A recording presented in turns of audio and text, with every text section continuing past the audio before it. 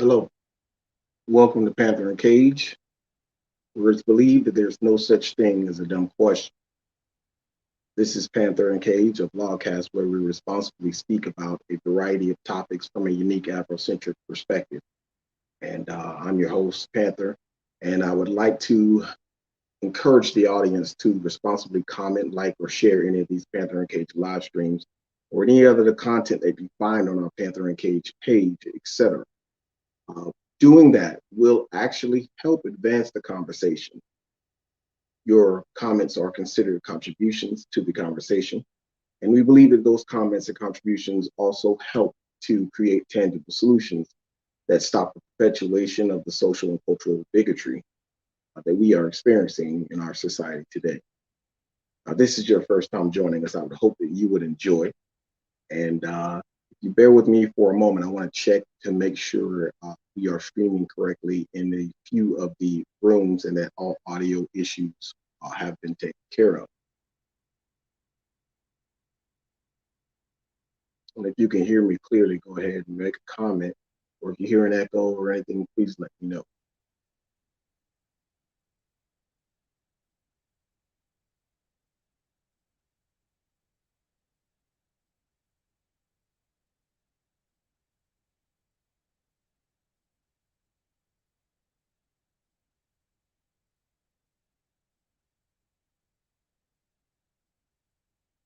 I'm having set this to public view just so all comments, everything is populating correctly.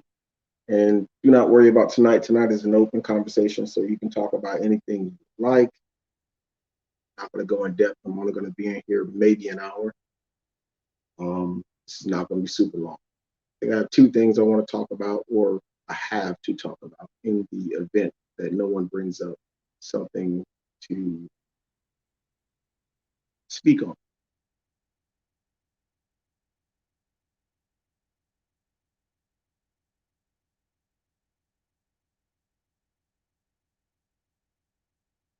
Just for the moment, it's attempting to make this public. Sometimes it takes a while.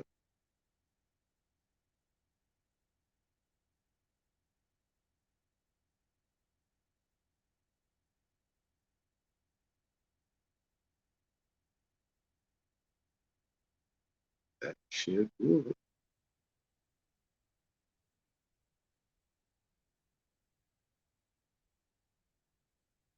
I hope that everybody's doing okay tonight.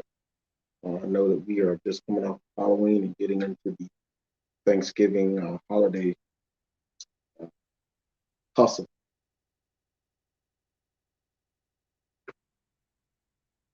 All right, there we go.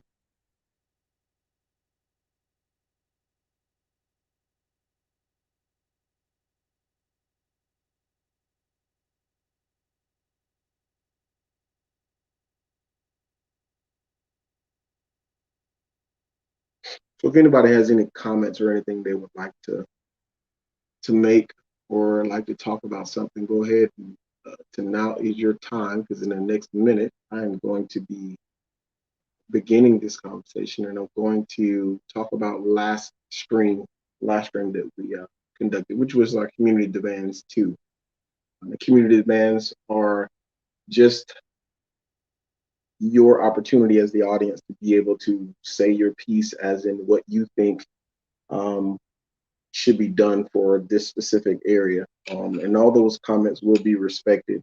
We will definitely explore them. Any questions that we've asked um, in regards to the community demands, we'll take a look at and actually try to see if we can find the answer if the answer does not isn't standing out in front of everyone. So it is one of those streams where I've had demands placed upon me, and I've been told that there are some things that the public would like me to do or certain people, which is kind of weird because you don't get that many views as far as the comments. But I respectfully try to speak on those issues or talk about those issues. Sometimes we are not ready to have those conversations. And then there are times when we can say, hey, it's a freestyle, or hey, something like this is an open conversation where you can begin to address the issue. Some of the issues we are currently working on, feverishly working on. One of the issues that we are working on is the very first conversation that actually started all this was the conversation about reparations. We're also talking about the creation of the ghettos and the Irish American diaspora. So those conversations are, almost ready to go. They are ready to go, but I do like to be very thorough, and I'm looking at the Irish American diaspora with a very military analyst type perspective before we actually go and have that conversation. So that may be a 4-part series. There are a lot of information there.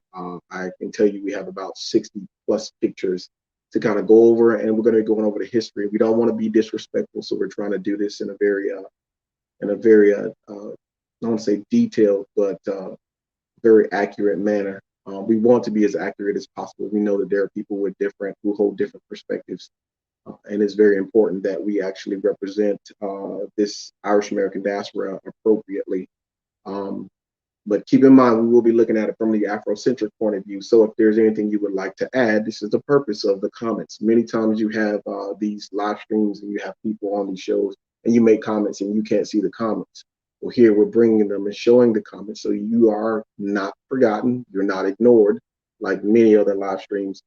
You can submit your comment here.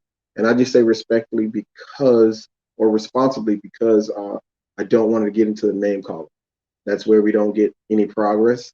And I'm not for a name calling game here on social media. It's not, what, it should be used for. This can help a community. This can help a group of individuals grow. And I think, that doesn't have to be said. People share recipes and that helps improve someone's, ability to be able to cook. So why not share, other information that would help you to acquire a better, more balanced viewpoint about something that you may think you know about and don't even know about. So I'm here to learn also. So there are some things that I, do learn on the fly, and working in StreamYard sometimes is is one of those things. But I say all that just to say, this is what this is for. Don't be shy. Go ahead and make those comments. And now that I am looking into the room that I want to look into and make sure that we are going to be able to deal with the comments, we are ready to go.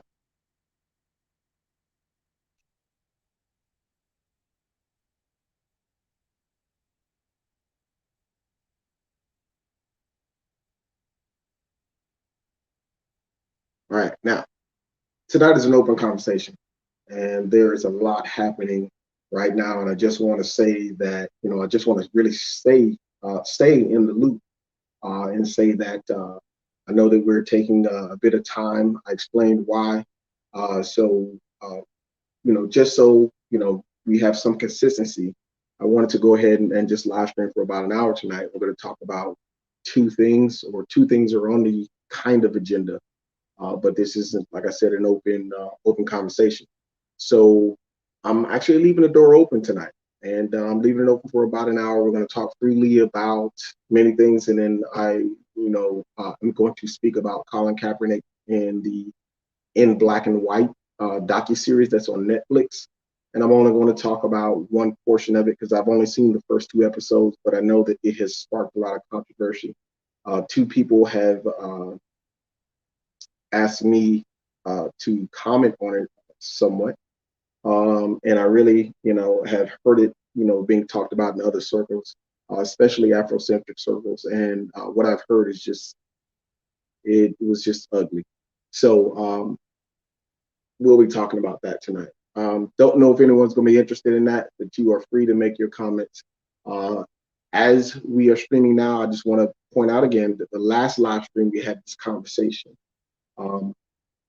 And the conversation was addressed to the suggestions on the national of the national Black leadership and the local Black leadership here in Brevard County. Now, we attempted to define leadership during that stream, and I know that was open. So we will revisit that. Believe you me, we'll get more in depth. I just wanted to push it out there because I was getting a ton of direct messages where individuals were trying to talk to me about leadership and saying some things that was indicative of Black leadership not doing anything. You know, I understand certain frustrations and I have certain feelings towards that that are very similar.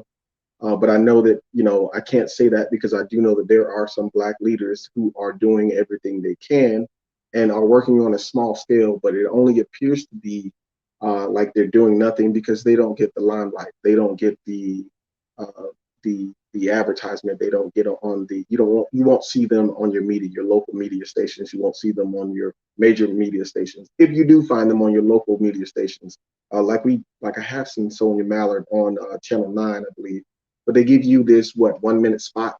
And, you know, that kind of situation deserves more than a minute, considering some of the aspects that are involved or that the entire situation is dealing with. So, you know, I did that to, you know, to answer some of those questions that were coming into me, coming in my personal inbox, and was stating that, you know, as Black leadership, that, you know, I should be doing this or we should be doing that. And I understand, I hear that. And the most directed is that I should speak to Black people about the Black on Black violence. And this is being talked about quite often. The individuals who I would believe to be the perpetrators, I have not gotten in contact with because it is very difficult to be able to open a line of communication there. Before I even open that line of communication, I need the line of communication to people who want something done. So you can't point fingers and say, hey, you should do this, and not be here involved in the conversation and not be here involved in creating this solution. Like I said, we are here to make tangible solutions, not just spout off. We don't do that. We're not irresponsible about how we carry ourselves when it comes to this issue, especially when we're talking about race. Now, the only reason why we're stuck on race right now for the past year is because we were challenged about explaining systemic racism. And so we are still in the middle of that process and trying to do it very responsibly. We're not just, you know, throwing things out there. We're actually showing you and give you the links and give you the sources for information so that you can go research for yourself and become more aware. This is something that we're doing on our own personal time. And it's something that is definitely needed because the conversations, even on the national level, are atrocious. And we are kind of tired of having to fight narratives just for the simple concept of reciprocity or respect. So, getting back to tonight's stream, we basically, last stream, we defined leadership and we explored some questions for the Black leadership that would help establish the needs for our local community here or our local community leadership here in Broward County. Now, we looked briefly at the Georgia Senate nomination of Herschel Walker, and we made reference to leadership styles that were appropriate for each community. Now we'll have another Panther and Cage, and I'll talk about the leadership styles, and we will identify all of those leadership styles to make it a little bit easier for you. But for those individuals, and you know who you are, who were telling me I should do this, I should do that, those are simple questions that we would like to have the answers to, as far as what specifically you believe that I should do. So, want to make you a part of that process since you seem so passionate about it in my direct messages. And there are a lot of people who address me, and I'm not trying to, you know, punch at you or as they say, talk down to you or anything like that. I just want to make you a part of the process because you're not seeing who's involved in what work they're doing. So maybe you can get to know by having these conversations, you get introduced to certain leaders. And in doing that, let me go here. I would like to thank Dominic Hawkins for contributing to the stream the last stream that we had. Your comments were great. Thank you for contributing. We, you know, thank anyone who does participate in these conversations. We know that the contributions whittled down from 126 viewers to about 6 on a given week. And I know a lot of people don't like, you know, the concept of race. They feel very uncomfortable about it, but, you know, c'est la vie. I also want to thank Tara Gibson for contributing to that stream also. And I mentioned that Tara was one of those members, one of those leaders, or someone I consider one of the leaders in the Broward County community that does a lot of work behind the scenes, and no one really, not no one, but a lot of people don't really get to see what she's doing. And I do know that she is associated, I want to say she's running the All Black. And let me go ahead and get that. Let me get that up for you. Give me 1 second.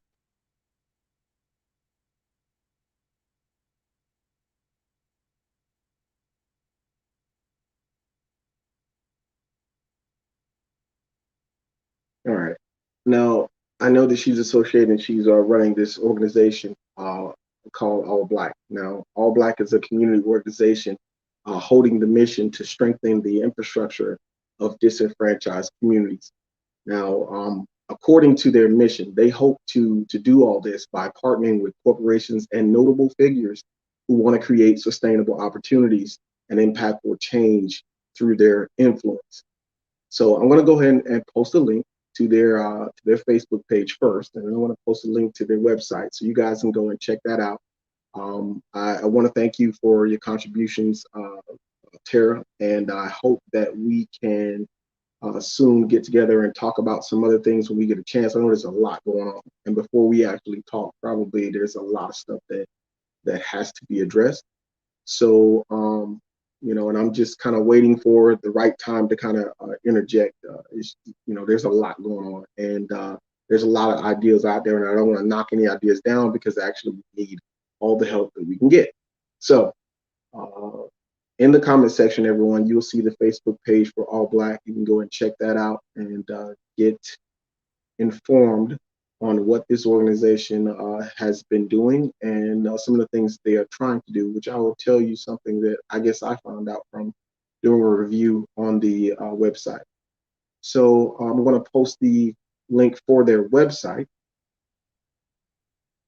And let me go ahead and add a title to this before I go ahead and post that.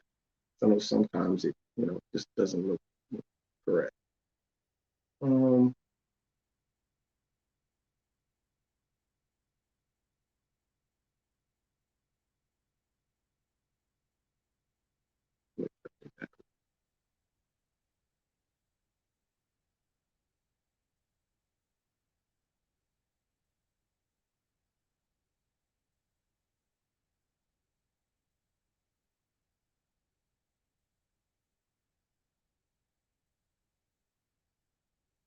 all right, now I don't know if that's populating to going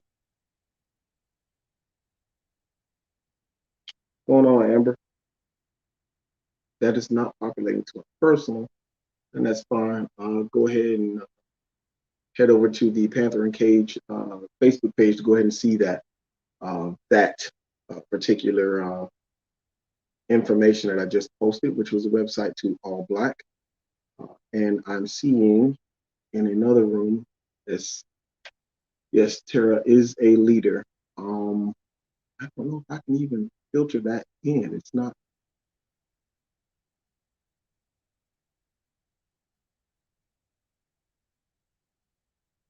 I see your comment, Vanessa, on the.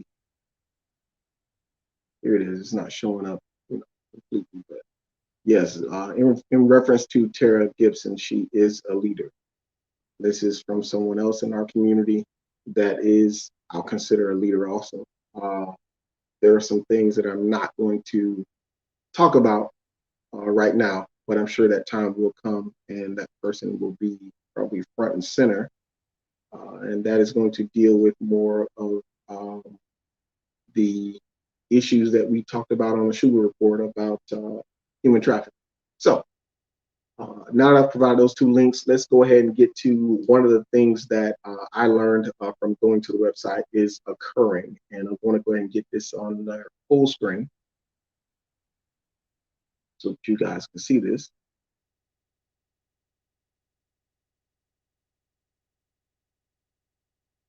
And let me get this banner off. I didn't even notice that was there. I apologize for that.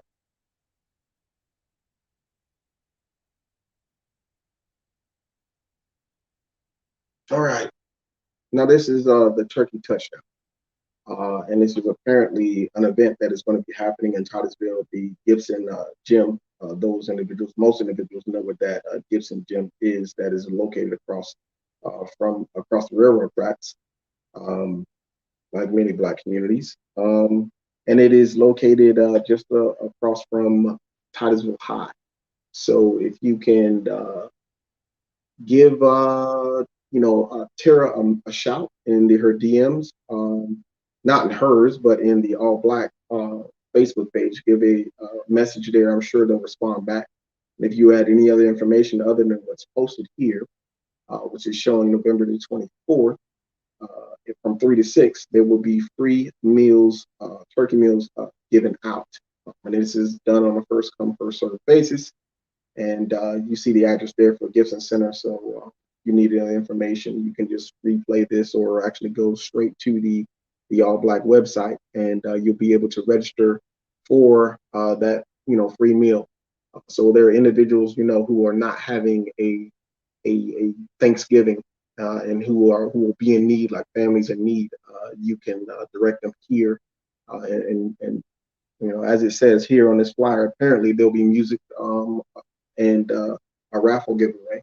So I don't know who else is actually involved, but like I said, I'm just learning this, and so you can go ahead and give All Black a message, and I'm sure Tara will respond back and give you any other coordinating or correlating information. So I just wanted to go ahead and put that out there. That's one of the events that's going down. Like I said, it's something that, there are Black leaders that are doing what they can in this community. If you are not seeing that, that does not mean that you are at liberty to say that they are doing nothing. There is stuff being done. You just have to kind of put your nose out there or whatnot, and smell what they're cooking. So go ahead, and I am going to pull back now as we are talking about this turkey touchdown, and I'm going to move back to this open conversation.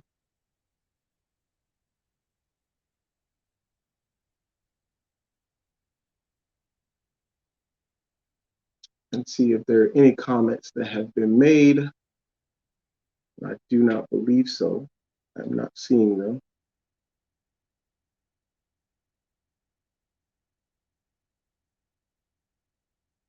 All right. Okay. All right. Now,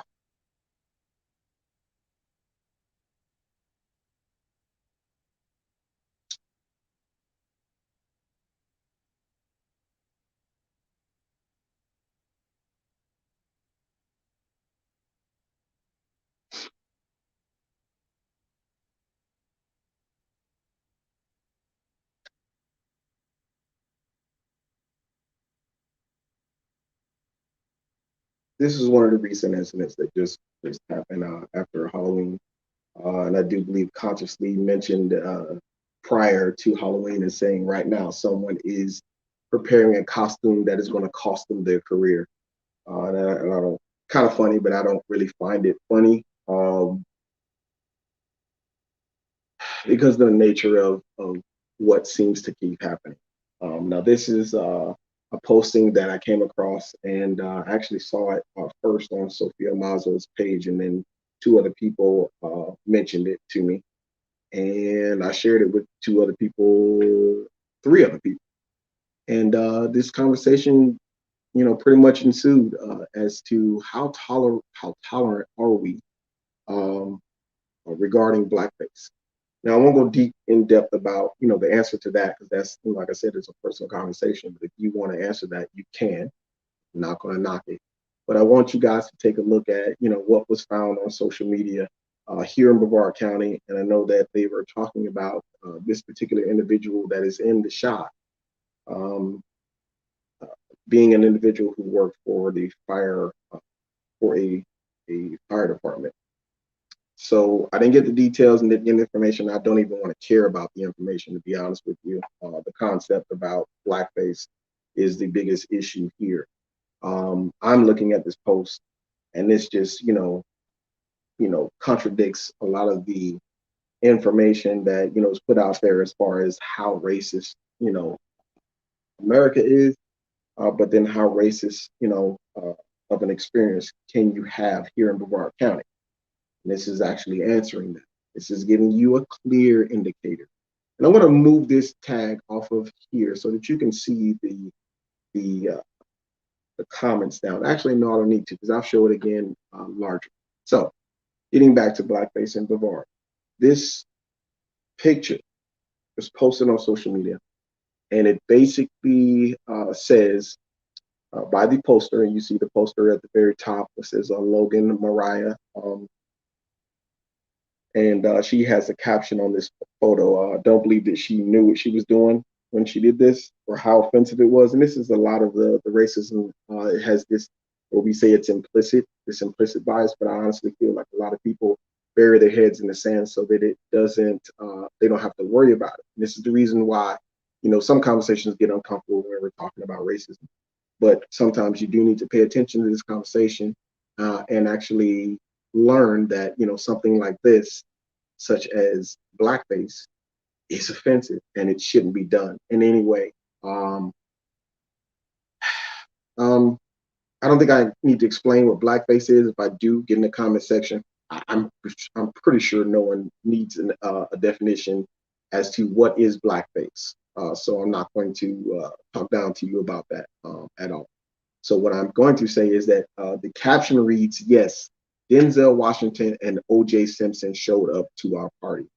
And this was, quite offensive because for someone to play blackface, whether you're playing Denzel Washington or Samuel Jackson or whatnot, if you are white and you are doing this, this is very offensive. And this is dealing with the history, which I chose not to bring up tonight or go and do any research for you about it tonight. Don't think we need to. You can probably do that on your own. In fact, I'll implore you to take the responsibility to do that research on your own. But it has a history of I want to say, the perpetuation of Black inferiority. And what we are referencing when we're referencing blackface is something that we probably should have put in the Panther and Cage 8.0 and through the 9.0 series that we conducted. And it talked about the Jim Crow culture of America and where Jim Crow came from. We talked about Timothy Dartmouth Rice, which is T.D. Rice. A lot of people will call him T.D. Rice. And this is the individual who created the Jim Crow character. So blackface was a shot back to the time when there was so much exclusion that Black people couldn't even play their own selves in movies. We did talk about this when we talked about a particular movie, and I'm going to go ahead and show that real quick. We talked about the Birth of a Nation. Now, I'm going to get this banner off so you can see that. All right.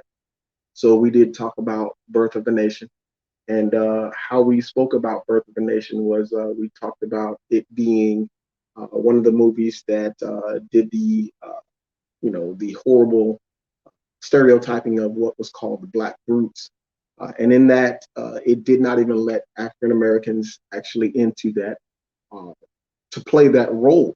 What they did was they used blackface.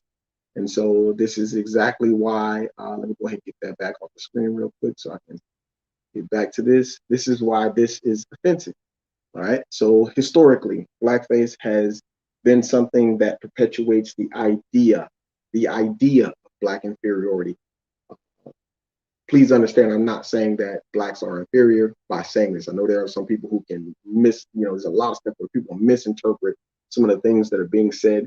But what I am saying is that this, this blackface is a part of a ideal that was chosen at that time to perpetuate the idea of Black inferiority. They would do things like play blackface and don't let Black people play their own, selves in these motion pictures at that time. So. I just wanted to go ahead and make that comment about it. I don't know if there's any other comments that anyone else, I don't see anything in there, but that anyone else would like to make about that.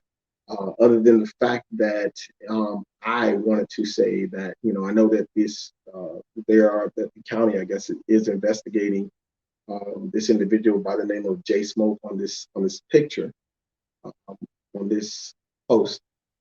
And I did want to say that what I wanted to talk about a little more in depth, other than what we just spoke about.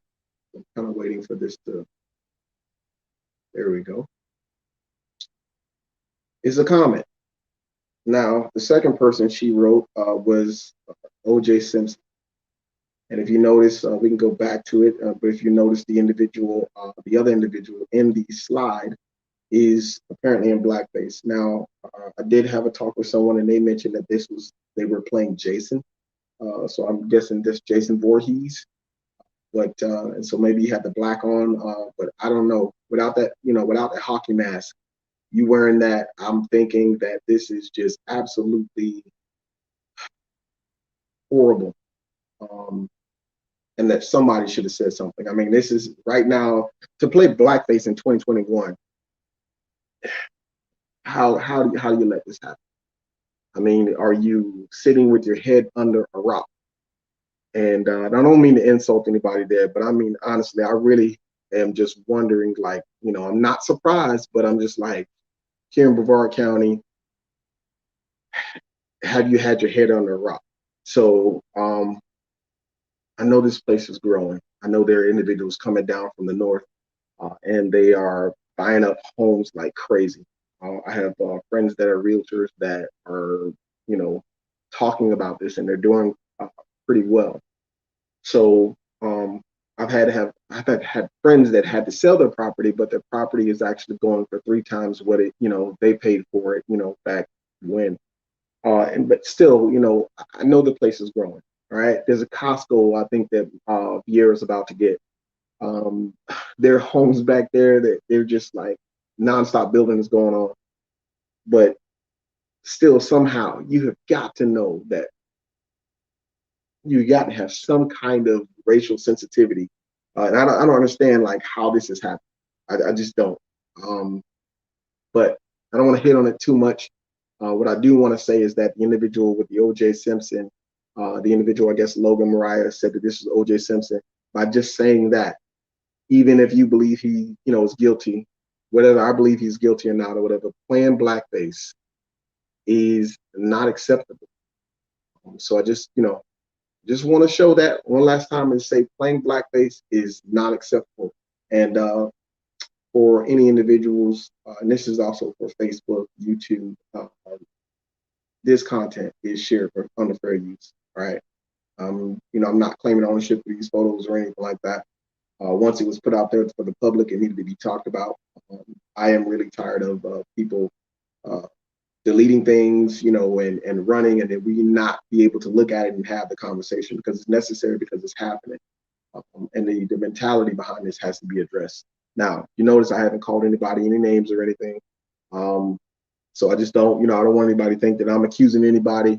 All I'm saying is that in 2021, there's a lot of work that you got to do if you are still playing blackface, if you're still having friends that are playing blackface. This picture was taken out of fun, okay? But there is a responsibility that you have as a person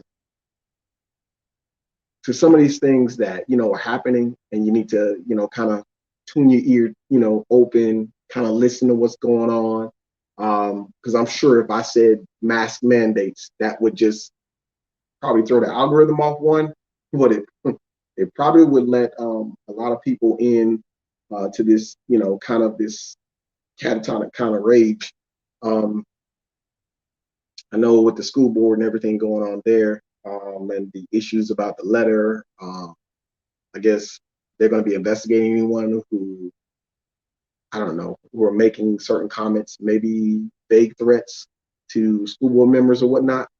I'm not even going to get into that. I'm not even going to get into detail with that. That would be a whole very informative show. And like I said, this is an open conversation. I just wanted to be able to address these issues and the comments that were made in regards to uh, the blackface. All right. So I'm going to check the comments. I know I have another comment. Let me go ahead and check that out, and then we're going to move to another portion of this before I close out of here.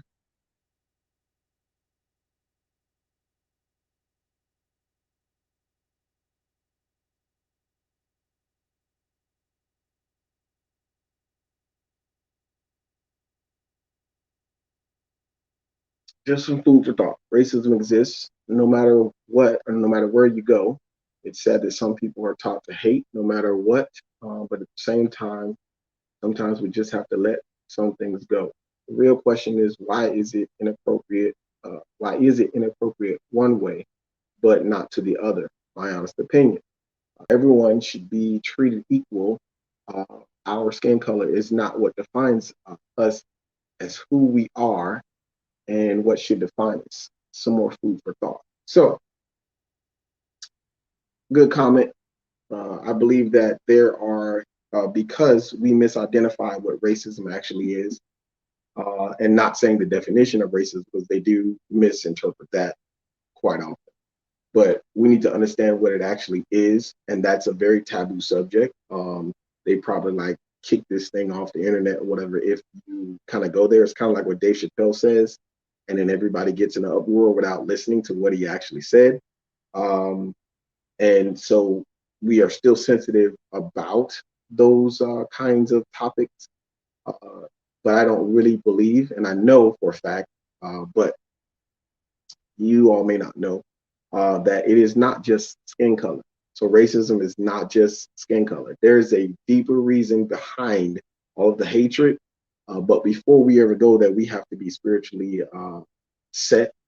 We have to be strong, because this battle isn't for everyone. This battle is meant for the strongest. Um, there's a lot that goes into what constitutes the hate that drives racism, or the symptoms that we see. I have often said for a long time on this platform that racism is just a symptom, and white supremacy is the disease. This is why I say that word a lot. I'm not throwing it around. What I'm doing is I'm trying to explain to you whatever that one thing causes the other. Um, and I don't think I'll ever be able to get to that until we do actually get into the actual discussion about the black on black violence that happens in the black community. And we're going to have an in-depth conversation about that and police brutality before we ever get to what is actually the seed of a lot of the hate that we find in regards to, skin color racism, right? So you're right. It should be, we should treat everyone equally. We should treat them as people, but we do have a very long way to go. I've been frustrated recently about the I want to say the case with the McMichaels and also the case with Kyle Rittenhouse, because of some of the things that it implicates. And I'm just going to go ahead and say this: some of these verdicts, some of these cases are revealing to me, as a Second Amendment supporter, as a registered gun owner.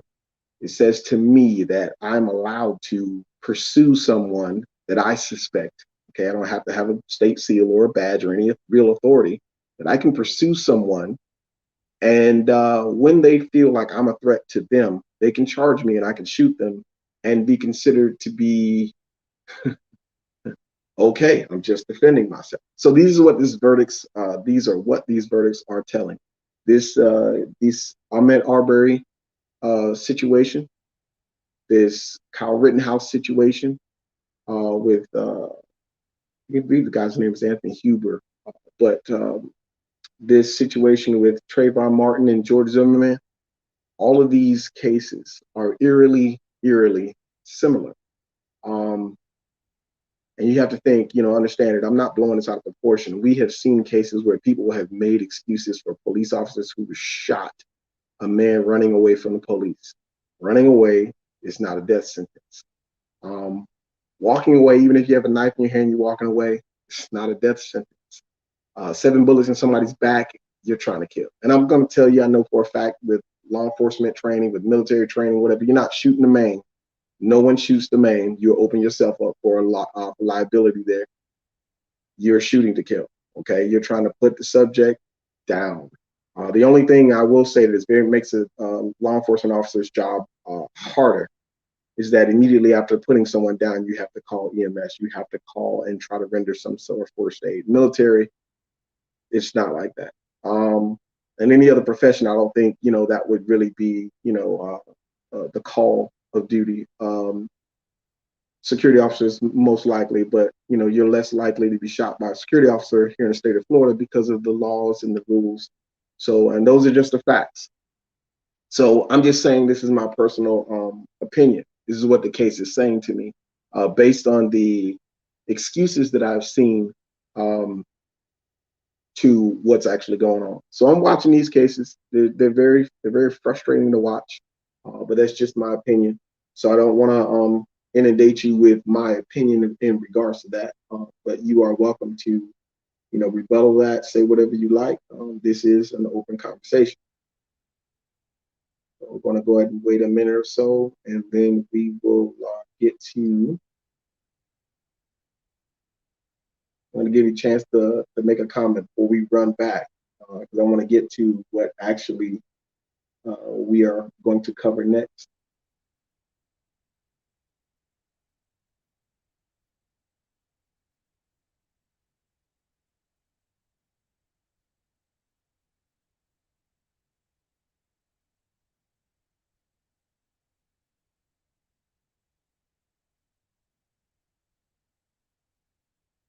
Let me take a look here and see if there's any comments. Nope.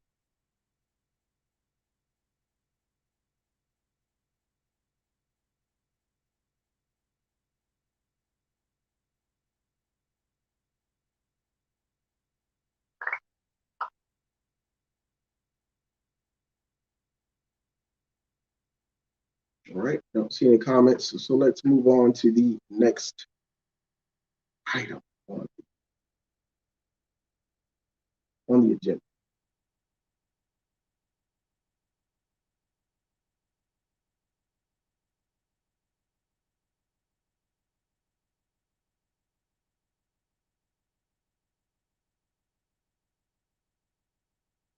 Now, I know this is a very touchy issue. We're not going to go in depth, but I am going to address the current status of conversation here in our local community, here in many other communities. Now, in Colin Kaepernick's new Netflix special called Colin in Black and White, Colin Kaepernick compared the NFL training camps to slavery. In one scene, Kaepernick narrates as players are seen being inspected by coaches on the field. This information was from an article that was passed to me by a friend, and I want to go ahead and place that article in the comment section so that you can see where this is coming from as I speak about it. I think that's important.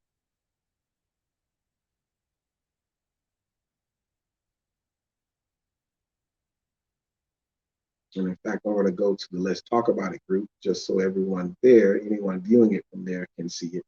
And then Let's Talk About It group. It's kind of supposed to be a private group. I think it's public, but it's kind of a group where you can talk about these issues.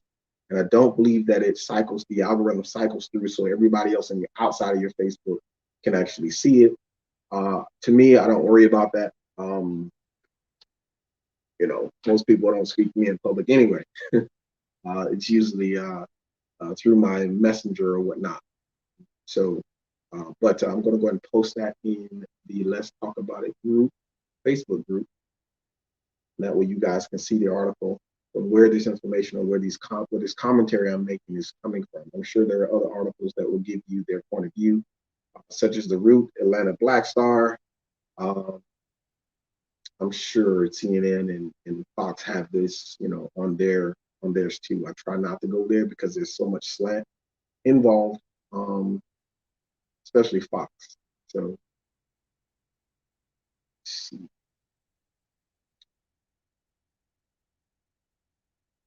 What I forgot to mention, that comment about just some food for thought was from Mark Brown. Long time no speak to, Mark. You kind of dipped out. I thought you were one of the 9 people in this group that blocked me.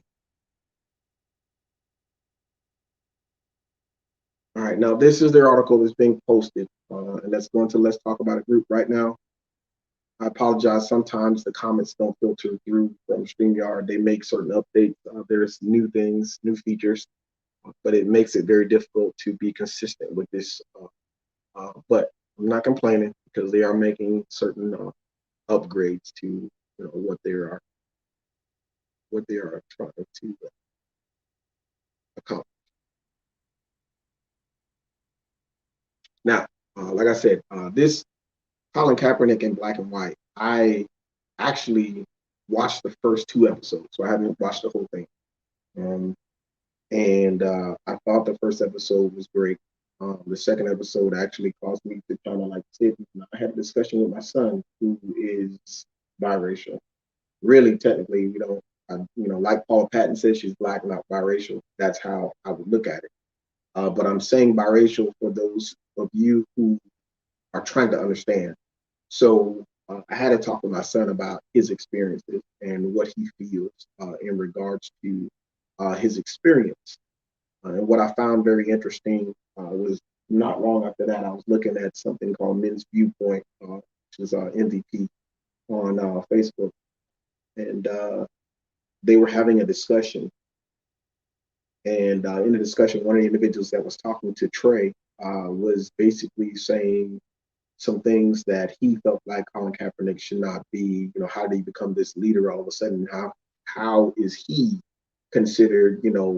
What's black, and we shouldn't blah blah blah blah. And I just sense elements of colorism at play, and it kind of ticks me off there because no one's listening to Colin Kaepernick. They're listening at him. They're not really listening to what he's saying. And we will go into Colin Kaepernick. We'll have a whole show on him separate. That's down the road. I talked to Quentin about that a long time ago. We talked about that last year, and we're just not ready for that question, for that conversation yet. We are still dealing with systemic racism because someone challenged us to prove it. So I think we're doing a great job, not pulling boasting or anything, but knowing that when we are talking about redlining gentrification and that being one of the most watched shows, we may be reaching out, maybe reaching someone. So that's how I'm judging that measurement. But we will go into depth about Colin Kaepernick and the situation. We'll just address it very lightly tonight.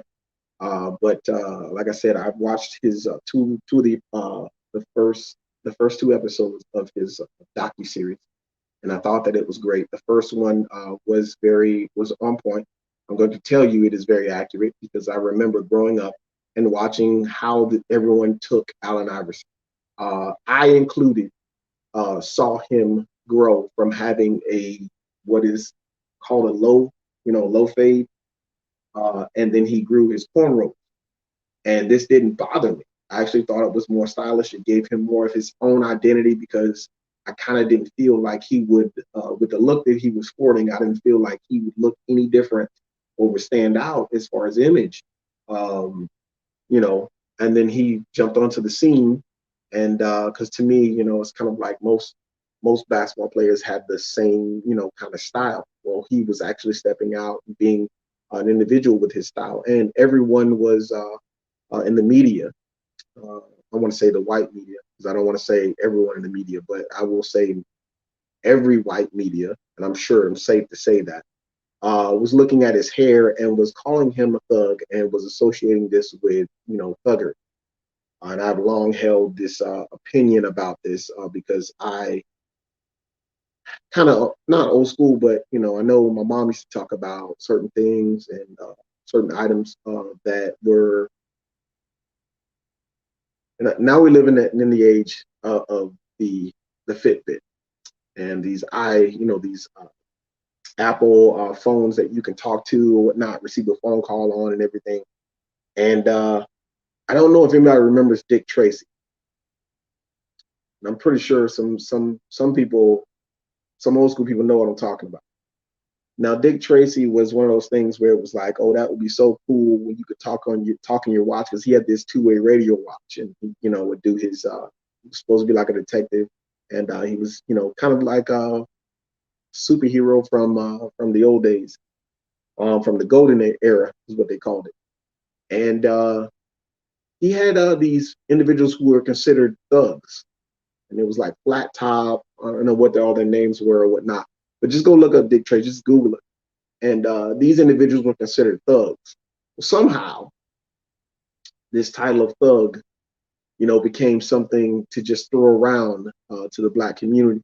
And when we talk about Allen Iverson and his hairstyle, they consider him a thug because of his hairstyle. And don't say that this stuff isn't, happening, or isn't that small, or let it go. No, grab hold of some information, grab hold of an education is actually what you need to do, not let it go. Because if you don't hold on to and understand certain aspects or whatever, you wouldn't be able to make this comparison, or even understand this. So we in our nation now associate the hoodie with, thuggery. And it's like, when did that become the definition of thug? Because some of these definitions seem not to apply. But if I were to talk about the Untouchables, three-piece suits and, pointed fedoras, you see what I'm saying? So thug doesn't apply. I mean, let's take a look at the Scarface movie, which is, all these movies are meant to be adapted to real life as closely as they can, but they have elements of drama. This is, movie making. But let's understand that art imitates, reality, right? Or in some cases, we get to talking about black on black violence. Is art imitating reality, or is reality imitating art? It's something that, I'm asking you now, I'm giving you now, so you can get ahead of me there, start to think about that, so we can come up with an answer when we start talking about that. So I left the breadcrumb for you that. But this image of thug was being thrown around for Allen Iverson, and it may have been used to keep him out of certain, positions. I don't know. He did get a shoe deal with Reebok, but maybe Nike wasn't going to offer him as much because they felt unsafe with his image. But this is quite an issue. And Colin Kaepernick, in his docu-series, in the first episode, he does document this in a very vague way, but he does document it, and it is accurate. For those of us who grew up in that era, what he's talking about is true. You may not like him, but he's not lying. So just want to address that he, was very accurate. But the more controversial part about that was that what he had done was this very next image. All right, I'm going to put it up close so you can see it.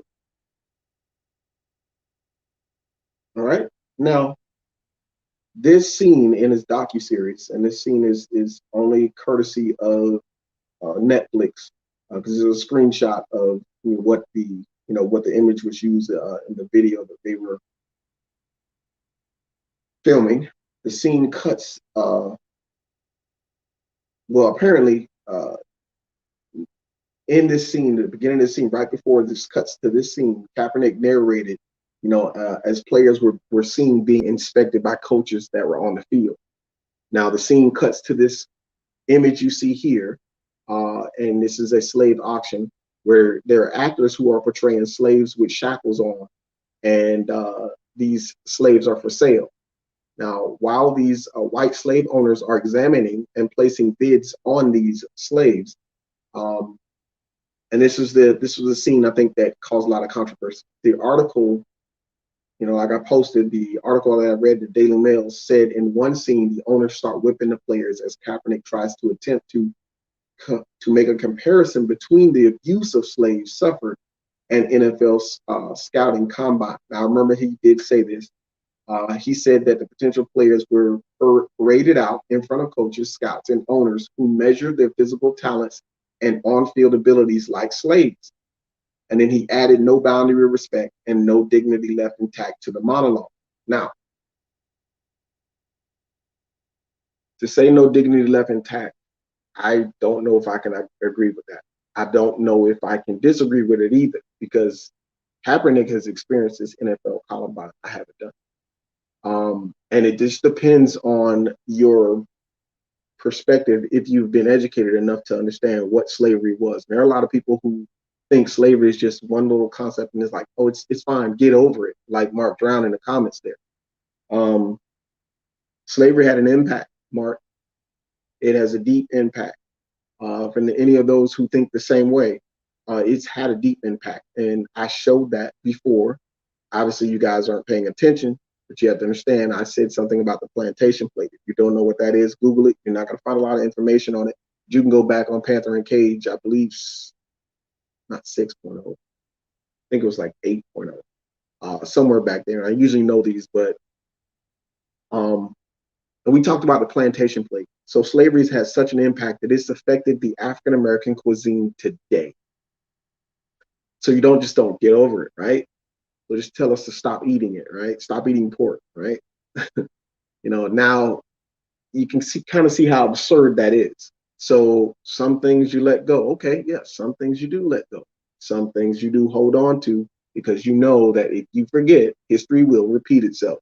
And it's kind of funny how we see that when we talk about the Jews and we talk about the Holocaust and we talk about, the Japanese internment camps. Any other time we talk about every other race or any other, it's, remember this, remember that, remember this. It's always just never forget 9/11, all of that. But then when it comes to African Americans and slavery, because it's a stain on America's history, we want to forget about it. And that's kind of unfair. So when we say, when you say, on the other side, it's not like they're on the other side. I don't feel like playing. I don't even know if anyone plays whiteface, so I don't even know where that specifically came from. But I don't know how someone would feel about that. You're not voicing your concerns about hey, this guy imitated a white person and it bothered me. Just throwing it out there. But getting back to specifically about Kaepernick's comparison to slavery.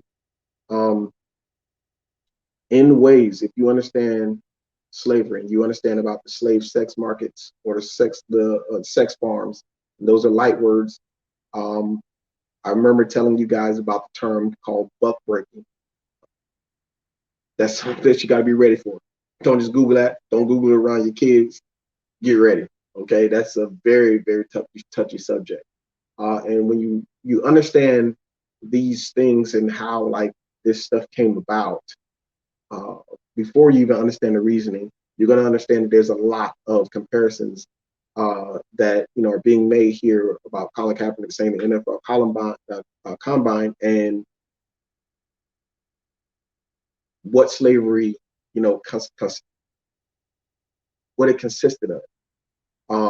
And when we talk about the selling of slaves, we have to understand or whatever that we as Americans, we really don't know how in depth, how serious of an issue that was.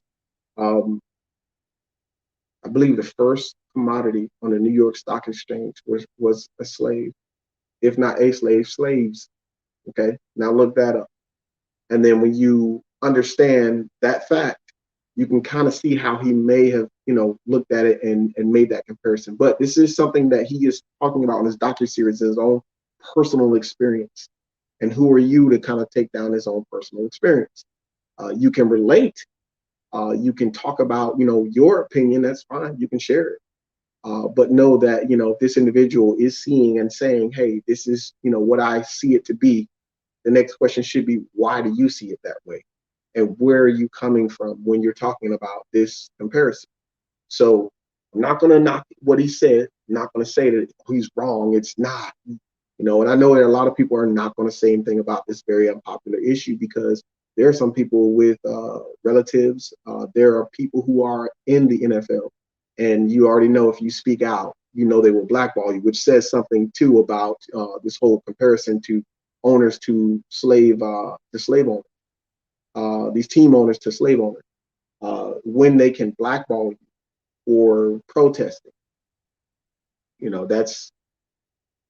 That's pretty much telling you, and then the president said to blackball him, like clearly. And people don't really realize exactly how obvious that was. So Being that I'm saying that, I just want to say this. This is the other portion, and I want to get this big for you guys so you guys can see it. All right, now the delay's gone.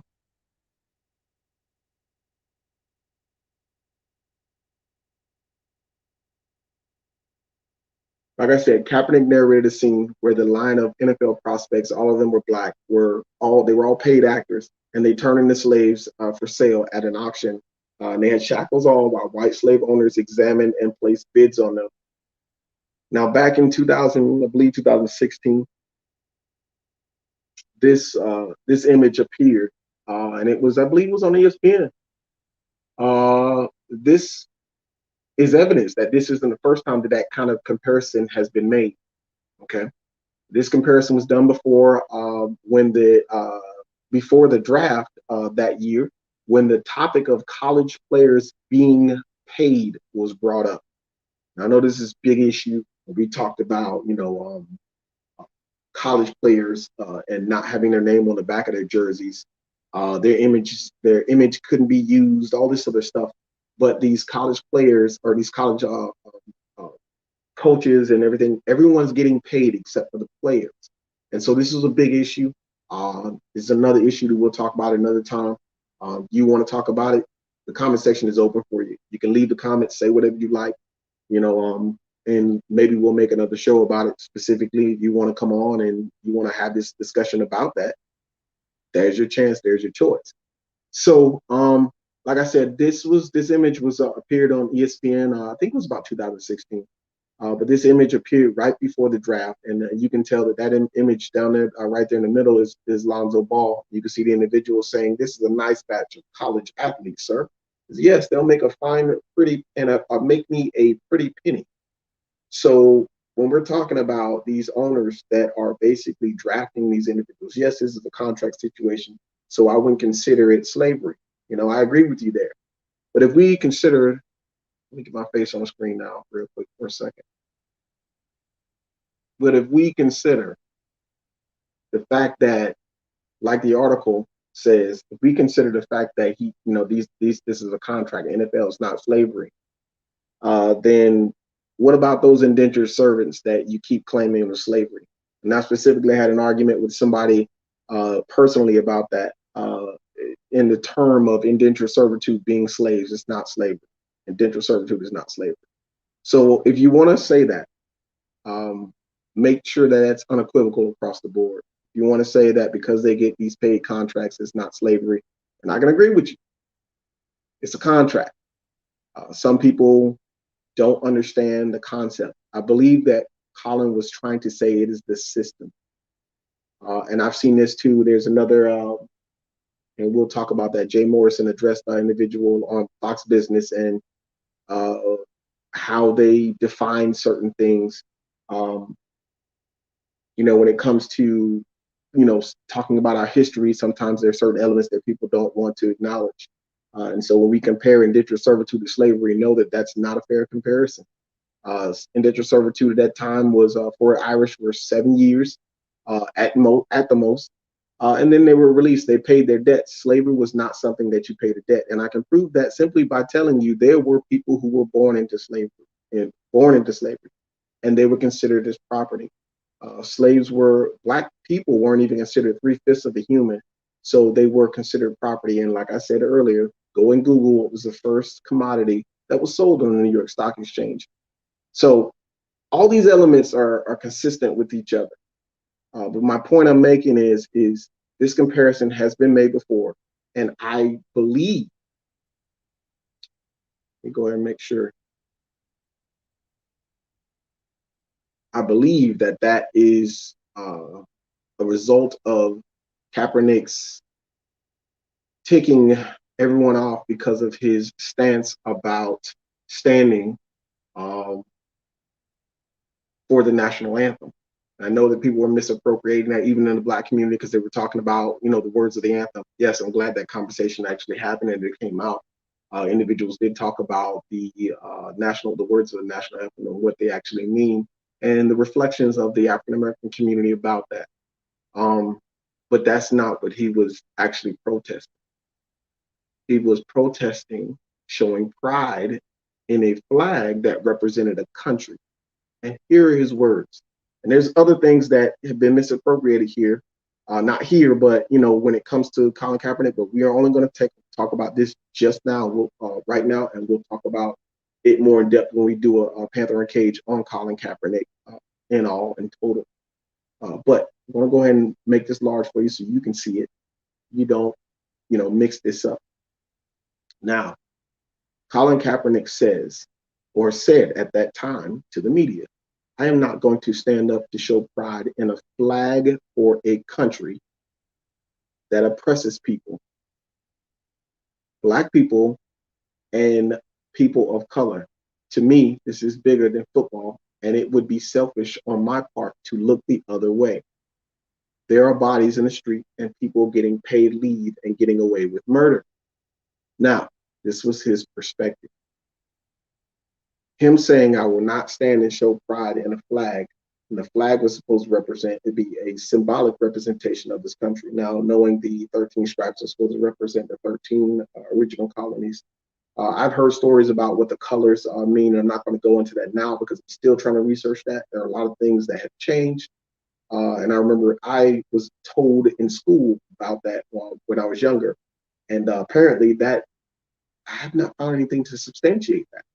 So we want to talk about the red. It was talking about, I'm specifically talking about, someone said the red was specific to the blood that was spilled, et cetera, et cetera. But I won't go into depth into that. But I will say that the Stars and Stripes, the blue canton, is supposed to represent unity. And it has a canton which encloses 50 stars for 50 states. And that's supposed to form or supposed to mean the union. Okay. Now, this flag is supposed to represent how this state is, how this country is supposed to be unified, each state within a union. And when Colin Kaepernick spoke about this flag, he spoke that this flag basically represented an ideal that he felt this country was not showing. And that's what he means when he says the country that oppresses Black people and people of color. And we do have an issue with racism in this country. It's gotten everybody to kind of like to run away from it. I even watched an episode of Jason Tatum today. And Officer Tatum today, Brandon Tatum. And I felt like he was doing some real shady stuff. Anyway, he stopped the conversation, but he was talking about or was reviewing a video that showed Condoleezza Rice on The View, and how she spoke about, how, we should move forward. We should, and it's just like, everybody says move forward to us. And we're the only group that has not received reparations. We're the only group that does not, we don't get the limelight. We don't get, a voice until someone has died, until blood is spilled. But let one person, and I'm not diminishing her at all, but let an Ashley Babbitt get killed in an insurrection or whatnot, and you will not hear the end of it, right? So I'm just saying, let it be equal. Let African Americans have their voice. There are some African Americans who are voicing these concerns. And it is concerning to you to see Ashley Babbitt's blood spilled, just like it's concerning for us to see Trayvon Martin's blood spilled. So your anger towards the African American race isn't justified. And you can bring up Black on Black violence, and there's a reason for it. The conditions have to be mixed very well to get that. And that's what we're going to reference, what we're going to go into when we start talking about the African American diaspora, or excuse me, the Irish American diaspora and how it relates to the African American diaspora. So I will say this: to put people in what you have built as a ghetto is asking for conflict. When neighbors are living on top of each other, when they're living, in a setting that traditionally we have never in Africa. Most Africans didn't live stacked on top of each other. Okay, it was a village-like set. When brought in, some when they were free, lived in a village type aspect. We talked about this. We talked about the night rides, what the KKK was doing at the time, and how they were burning these villages. And oftentimes they burned the church. That seems to always escape the conversation. So to stack a group of people, or to think or to assume that a group of people would come to a place and see a stacked, building and say, projects, this is where we'll raise our generations. This is a good place to live. No, they were put there. They were forced there. We start talking about vagrancy laws that were introduced after the emancipation of slaves after Juneteenth, right? We're going to get into a whole big conversation. And like I said, we're not ready for it yet, but we'll walk ourselves through it. We are going to walk you through it as a community. We will walk you through it so that you're seeing it in actuality and you're getting the information. You can replay it. You can research it yourself. But getting back to Colin Kaepernick and his comparisons, you have to understand what knowledge he was working with at that time he made this comment that you're seeing up here on the screen. Now, I will say that I believe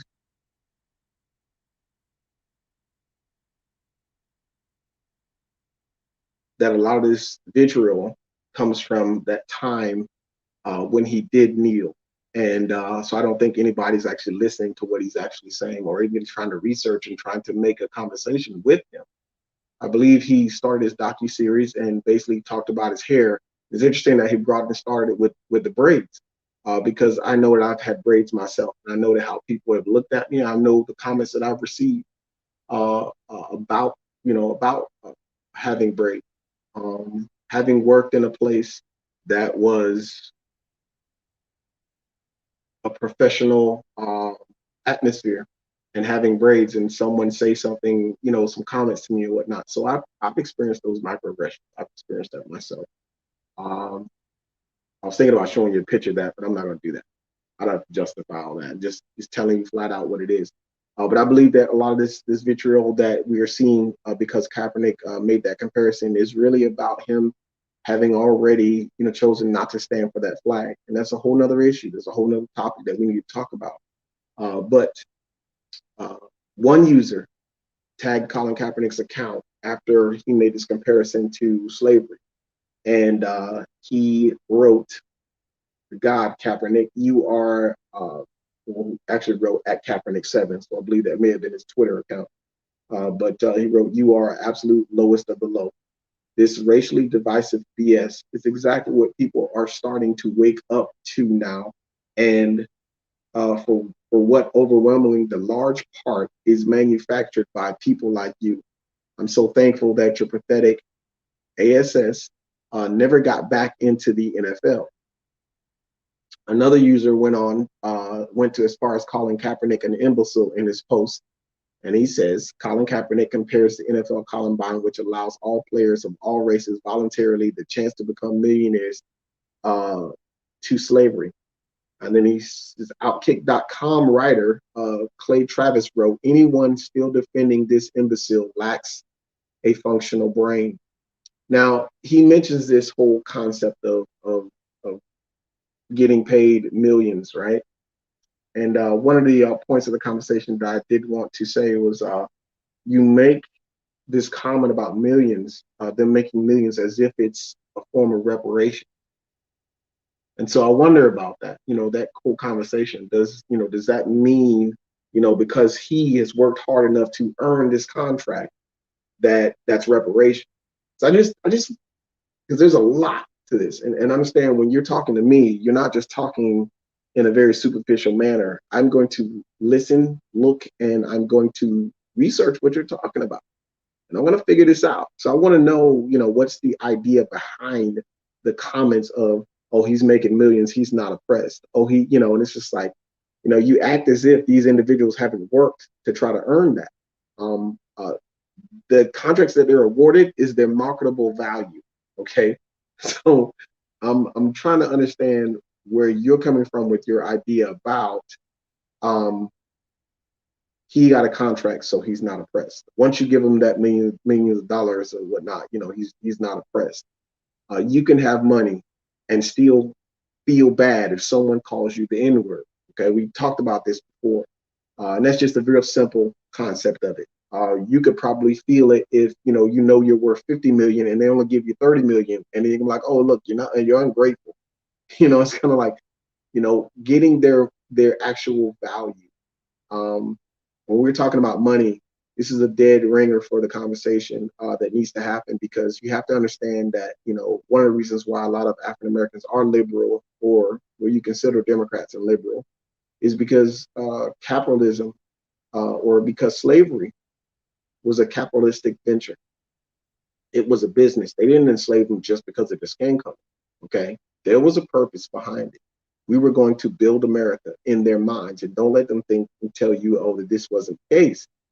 We talked about this in the previous Panther and Cage, and we talked about the Treaty of Tordesillas, and we talked about the signing of this treaty to gather slaves for what? What were they intending on doing?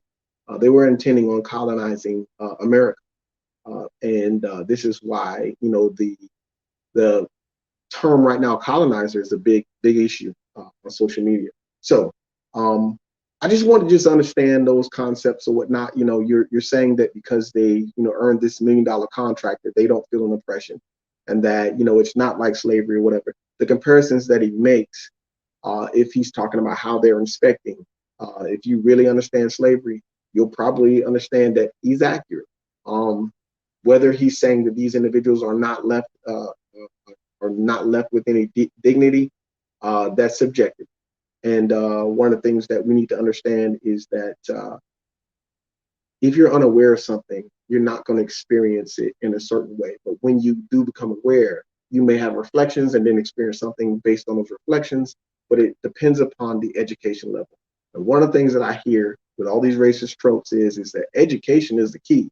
The moment we try to educate, or the moment we try to educate ourselves, there's some opposition standing in the way. Yet you claim that oppression does not exist. Just my take on it. All right. So one of the issues I'm just now going to talk about right now is we're closing this out, and I want to talk about authenticity. This is something that we are seeing with Colin Kaepernick in his docu-series. And this docu-series basically is telling it from his life, from his perspective. And I don't feel we are fair to be able to step out and tell him that his experience is wrong. I saw individuals, who were of the Black community that said that, this is the way. I doubt that he went and got his hair. He went to the good hood to get his hair braided, blah, blah, blah, blah, blah, blah. You don't know what this individual went through, and you don't know what his experience is. Colin has a very unique experience, but it is shared collectively by a lot of other people. I too have had, like I said, had braids, and I know that I've had those comments. And I'm going to tell you flat out, I used to work at the Port of Canaveral. And I'm going to tell you, I had a lot of comments. And where I thought I would hear the comments, the owner of the company, I thought I would have heard that comment by just ignorantly looking at him and judging him by his appearance. But the first day he came up to me and we spoke and he talked, I realized that I was wrong to make any assumptions that he was going to say something negative about it too. He was fine with it. In fact, he said, it seems very neat. And I'm just thinking, like, how would he know? And just kind of thought about this, and it's like, by that time my mother was doing hair. She used to braid hair. And those of you who know me personally know that my mom, for the broad kind of community, had done that for a lot of people before she passed in 2012. So she would braid my hair. So it was always kept, pretty neat. At time to time it would get a little frizzy, but I would not wear it frizzy not more than a week. But she would pull me to the side and say, hey, let me go ahead and redo your hair. She's pretty quick at doing it. So I have had those expressions, those microaggressions happen to me specifically about, and my skin, is not of a darker complexion. So I can understand and relate to Colin in that manner. When you get your hair first braided, you are tender-headed. So, I don't know, this won't make sense to you unless you watch the actual first episode, but I can collectively say, or I can say that I have had that same experience that Colin Kaepernick had in regards to having his braids for the first time. His feeling of, like, I guess he said that when he felt like he had the swag, that wasn't my experience. And I think more or less that probably was because my mom was braiding my hair. So it was really like a more of a money saver thing too for me because I didn't have to go get my hair cut. Lord knows I hated paying $15 to get my hair cut at that time. $15 was like, man, that was a weekend out for me. I can go bowling on $15, you know? So it's like, man, I got to get my hair cut or whatever. So get my hair braided was pretty nice. And knowing that I didn't have to fight to go find someone to go do it.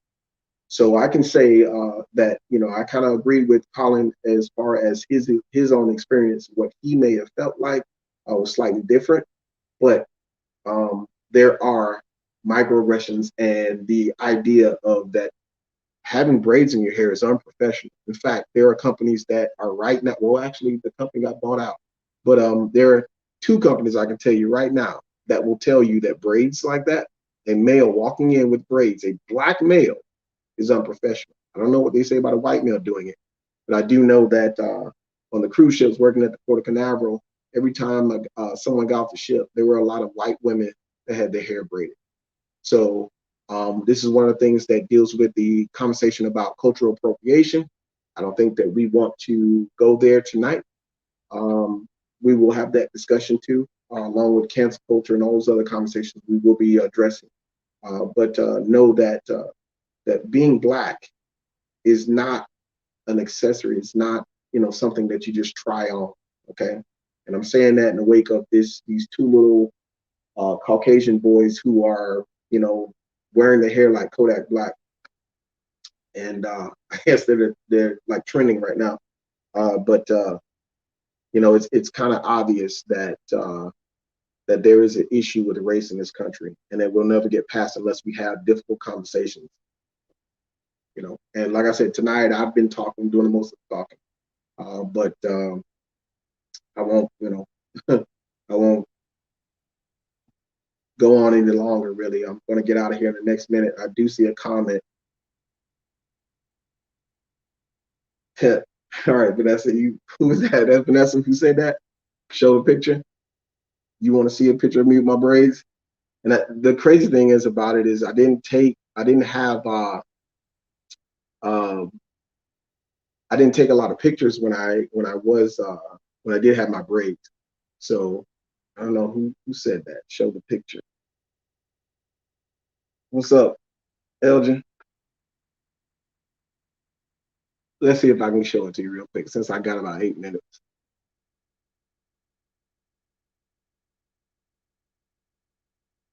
Trying to figure out who said that comment, so I apologize about that. But I'll show you a picture. Anyways, talking about Colin Kaepernick being authentic. We can't be mad at him for being authentic. So this is something that is important to you, and when it seems to be important to you, that's when usually everyone else turns on you. You have to also understand or whatever that there are a lot of people who always use these tropes of what would Martin Luther King think and blah blah blah. We understand that he was not approved. That a lot of people hated him.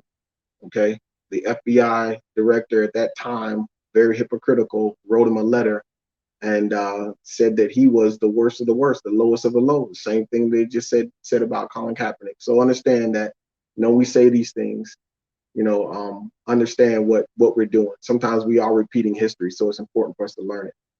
I just want to say that before we get out of the authenticity point. But I'm going to see if I can find this picture for you guys.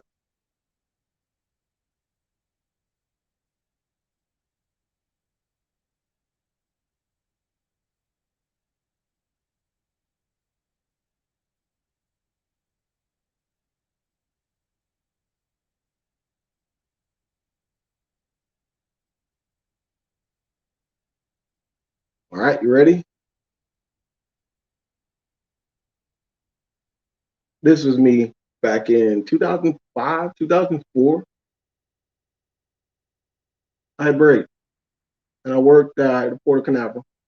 And at that time, as a security officer, as an armed security officer, um, there were people who made comments about it being unprofessional.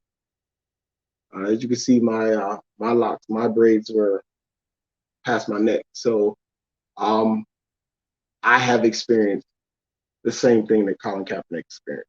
So I don't want you guys to think that, oh, he's blowing smoke with my butt. But there's your evidence, all right? I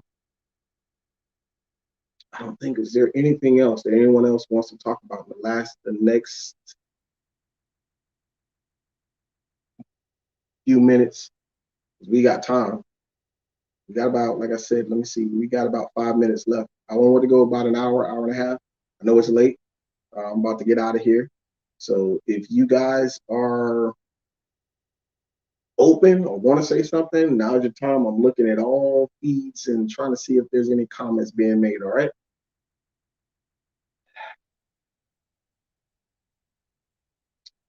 Bear with us too on this Irish American diaspora.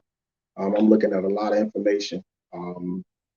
There is a particular resource material that I'm actually looking at. It's about 54 pages. And I am trying to finish it as quickly as possible, but it's so much information and I want to be accurate about it. And so it does change my perspective on some of the things dealing with the IRA, dealing with some of the racial stereotypes that the Irish Americans experience, and the Irish experience. There's a difference. So I am trying to get through that as feverishly as possible. And we'll be getting together with my co-host and we'll have a guest to actually help to chop this information up and have a discussion about it. That may be about 2 weeks away. That may be about 4 weeks away. There is also a presentation on reparations that is ready to go right now, but we are not going to talk about it yet until we get through the Irish American diaspora.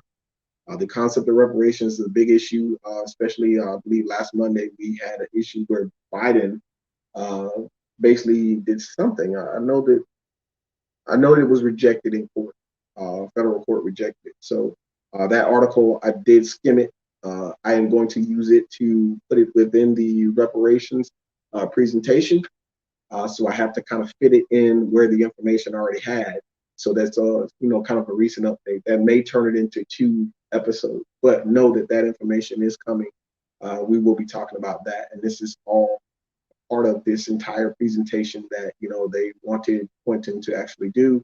But we are actually just taking some of the information and using it through Panther and Cage. It's in the actual uh, presentation, but like we said, I don't know if you guys in the Let's Talk About It group are willing to sit through that. We are a year out now, okay, give or take a few weeks. So I'll try to tune in again next week. Hopefully I'll have something ready for you. If not, may just do another open conversation just to kind of just shoot the shot out here and whatnot. I see one comment.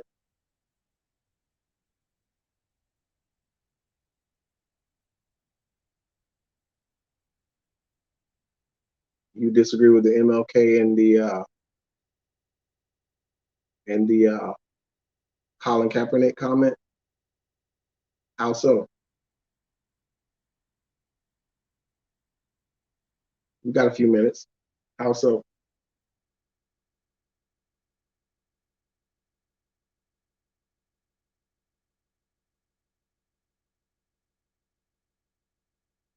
And the comment that I made was about Colin Kaepernick was that how America looked at Colin with such vitriol. They looked at Martin Luther King the same way.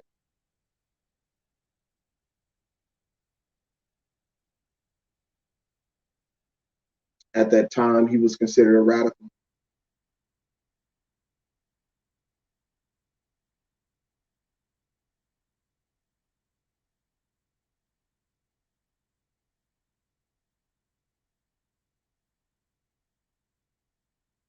Oh, that was you, Vanessa, who wanted to see the picture.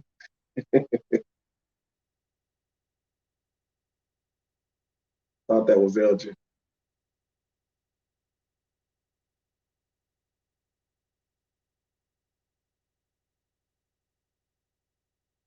I don't know if you're making a comment or not now. Uh, wait a few more, maybe wait about 1 or 2 more minutes. Yeah, my comment was regarding the way that MLK was received. He wasn't even liked by his own community, like Colin Kaepernick. And the reason why I say that, I'm going to go ahead and say, I wasn't going to say it first. I was going to kind of wait till we did one on MLK. But I had this documentary, and this documentary Um, this documentary talked about how King's assassination was called the assassination tapes. And in the assassination tapes, what you'll see is you'll even see an individual that was a part of SNCC. It was a part of an organization that was seeking the help of Dr. King. And what it was kind of insinuating when the guy spoke was that he spoke like he didn't need Dr. King or didn't want Dr. King's influence. He only needed it. He was capitulating to Mayor Loeb and said basically like, had you had a meeting with us, we would have never called King in the first place. Oh, like really? This is one of the leaders of the Black community. And I just kind of thought, that's kind of sick. And I noticed that documentary flew off the shelves and I hadn't seen it back on. I tried to look for it on YouTube, whatever. It was hard for me to find it. I'm probably not going to find it. And it's, there's certain things that are just, you got to get them when you can get them. But I'm looking at the tapes and I'm looking at this stuff, whatever.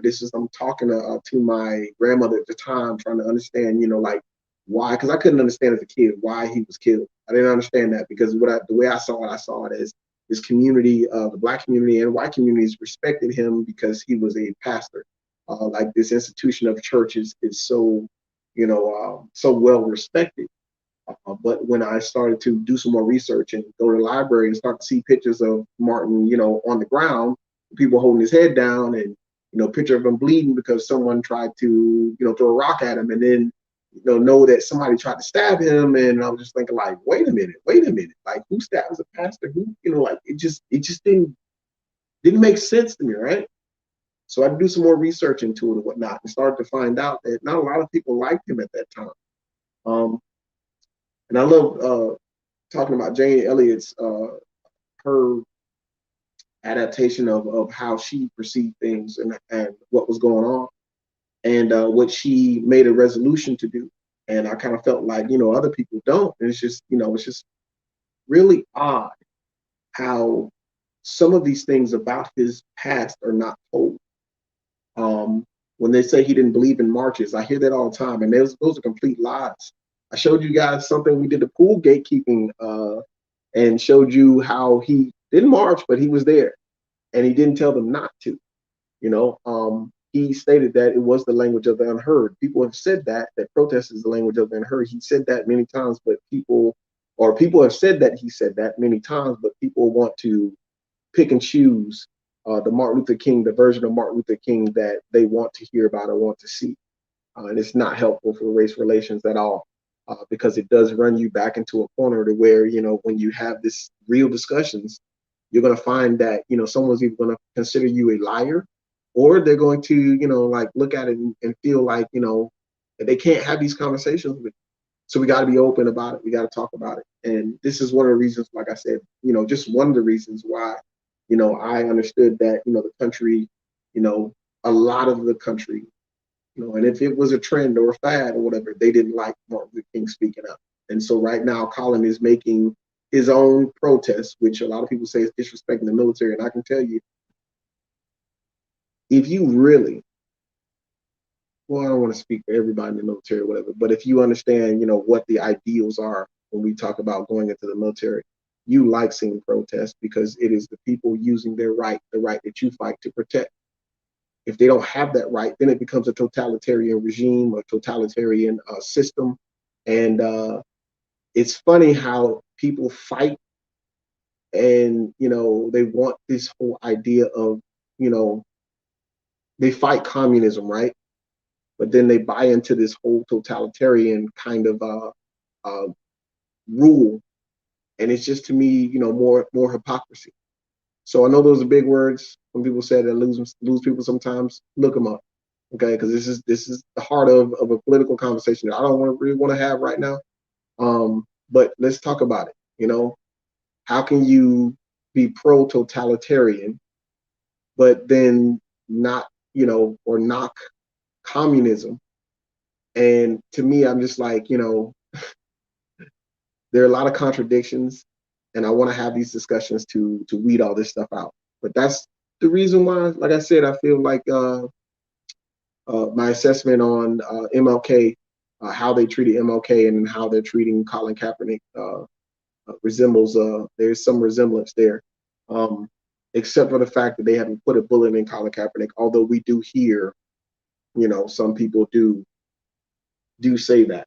We do live in a country where a sheriff gets on social media and puts BLM on a bullet and then shows it. So on a rifle, on a bullet for a rifle, and then shows it. So, but I think that's it. I'm going to go ahead and wrap this up. Just want to have this open conversation, bring up those conversations so everybody can get out of my inbox about comments about Colin Kaepernick and everything. Y'all are not ready to have this conversation with me. But I do want to say I thank you all for having the courtesy to step in and view and comment and participate in tonight's very quick episode. I want it to be a very quick episode. And I hope that you guys are all safe and everything went well for your Halloween. I don't celebrate it for other reasons, but I hope that you guys had a good time. I hope that everybody was safe. And make sure you take care of watching for your kids during this holiday season, going to the mall, stuff like that. These pedophiles and human traffickers are out and about, and they are looking to snatch what they can. I saw on the Inside Edition there was a little girl that was snatched up by a grandmother. She was walking with 3 kids, and this guy walked right up and just snatched her. It's crazy. Go to Inside Edition's website and whatnot and check that out. Very powerful stuff. So I hope that everything is okay with you guys. I hope that you guys are going to join me again maybe next week. Trying to get some more material for you next week or whatnot. Maybe we just have reflections. So without further ado, if you guys see me again on here or whatnot, go ahead and like, comment, share. Tell me what you think. Tell me what you want to hear. Oh, I do see the comment now. Sorry, there's a delay. Yes, we didn't understand the importance of Dr. King. I feel like we don't understand the importance of what Colin Kaepernick is saying. Not saying we gotta, like everybody's gotta value him. I think they should, but like just value what he's saying. Understand what he's saying. And we'll get, when we talk about Colin Kaepernick, we'll get into his conversation as to what he was saying, because I can tell you he was learning, he was reading, which is something that we all should do as a part of growth. And then everybody was getting upset because he saw this perspective. You can draw an opposite or opposing perspective and it be valued. Even in the military, if you have an opposing perspective or whatever, it can be looked and considered as a possible second or third order effect or a alternate perspective or whatnot. You'll get, at least you'll be able to look at things and be able to deal with it, appropriately, which is something that, General Milley actually said. He wants to understand white rage. He wants to understand critical race theory. He wants to understand this stuff because there are other avenues that they use. In fact, when you look up COINTELPRO, you can understand why they tried to understand the Black leadership and why they infiltrated. But there's levels to that. Like I said, we ain't ready to go there. Y'all ain't ready to talk about Gary Webb. You ain't ready to talk about all this stuff yet. So Iran-Contra affair, et cetera, et cetera. So I just want to go ahead and say that. Thank you for that comment, Vanessa. We'll go ahead and get out of here. As always, you guys, I wish you guys love, peace, and may the Most High guide your path.